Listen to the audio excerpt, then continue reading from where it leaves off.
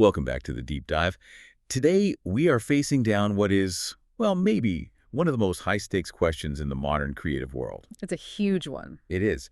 Is human creativity being fundamentally replaced by the machine prompt, or is it just being transformed? And this isn't some, philosophical debate for an art history class. No, not at all. This really determines whether entire creative fields can survive financially. Exactly. And our source material really frames this as a struggle. It's not just about a new tool, it's a crisis point. We're looking at whether prompt engineering is this new magic wand, or if it's the death of creativity. Right. So our mission today is to get past the hype, look at the actual evidence of this shift, and what it really means. The philosophical implications are massive. So we need to unpack this transition. Yeah. The move from the artist with a brush in their hand to, well, the creator whose entire output depends on the words they type, the prompt. Let's get into it. Okay, let's start with the cold hard facts. Yeah. When we talk about AI taking over, it often feels like we're talking about the future. But we're not.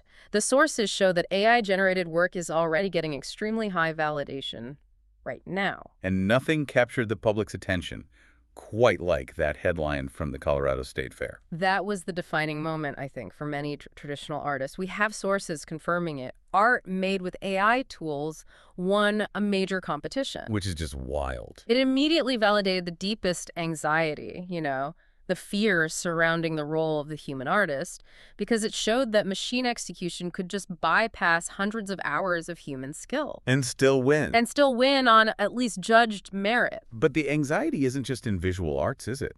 I mean, if this were just about painting, maybe we could contain it. But the sources show this is a universal shift. That's a critical point. If we broaden the evidence, you see the same pattern everywhere. Like there. While architecture firms using AI to generate dozens of viable building concepts in minutes, music composers using models to create these incredibly complex scores that used to take weeks of painstaking work.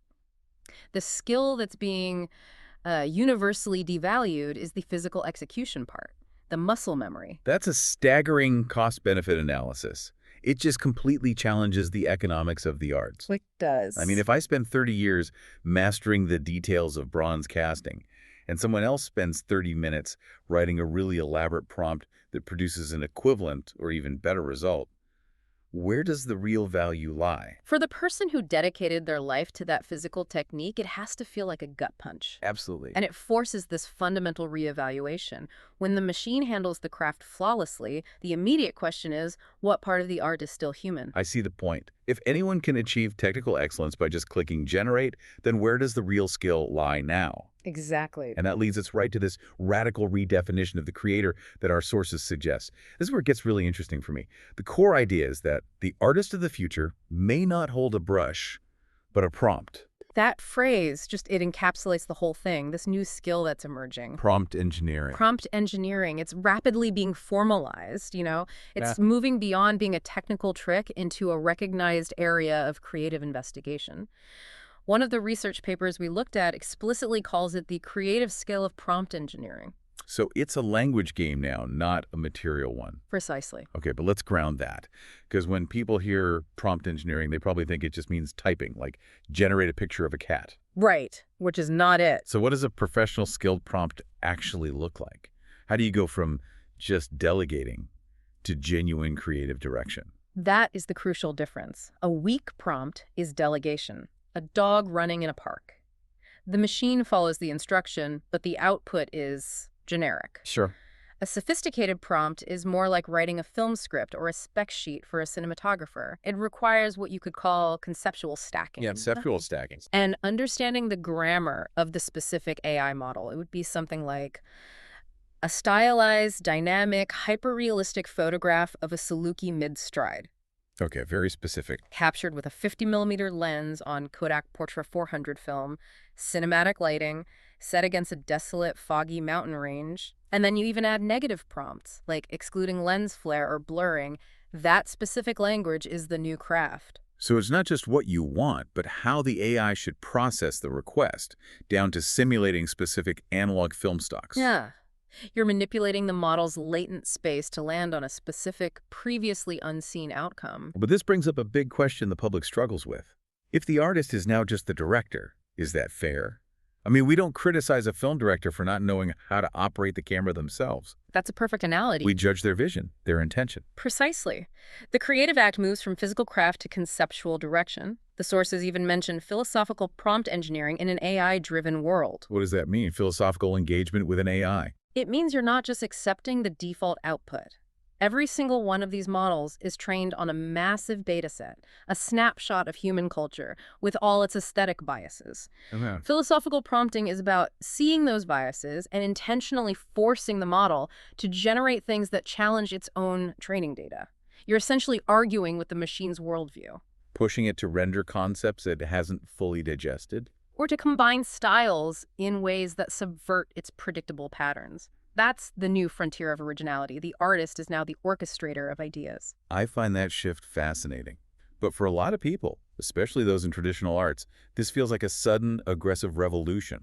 A technology that came from nowhere to betray their skills. We can definitely feel that way. But to avoid seeing it that way, we need context. And our sources point to this truly remarkable historical parallel. This was one of the most surprising connections we found.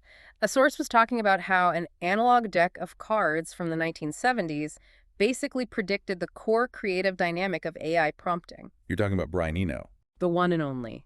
The pioneer of ambient music. Collaborator with David Bowie. He created the oblique strategies cards. Right, I know these. They were a physical deck, and each card had a cryptic little prompt on it. A constraint or a direction designed to break artists out of creative ruts. Things like, look closely at the most embarrassing details, or only a part, not the whole. And the genius of it was that the card introduced this external random constraint that you then had to integrate. It forced your brain down a path you never would have chosen yourself. And what's fascinating here is that the underlying principle is identical to modern prompt engineering. How so? The skill isn't the physical act of drawing the card, just like the skill isn't the physical act of typing the prompt. The real skill is in the interpretation, the application, and the successful integration of that external constraint to produce a novel human outcome. So whether it's a random card from the 70s telling you to consider different endings, or a digital prompt telling a neural network to simulate Kodak Portra 400 film, the function is the same. It's a conceptual stimulus that pushes you out of your predictable patterns. which means we shouldn't see the prompt as creativity dying, but as creativity adapting. It's finding new leverage points. Exactly. The debate shifts completely. We move from fear of obsolescence to the necessity of cultivating creativity in the shadow of generative AI. Creativity isn't gone. It just has a new, high-powered partner that executes directions instantly. So if we connect this all back to our big question, is creativity replaced or transformed? It becomes unambiguously clear.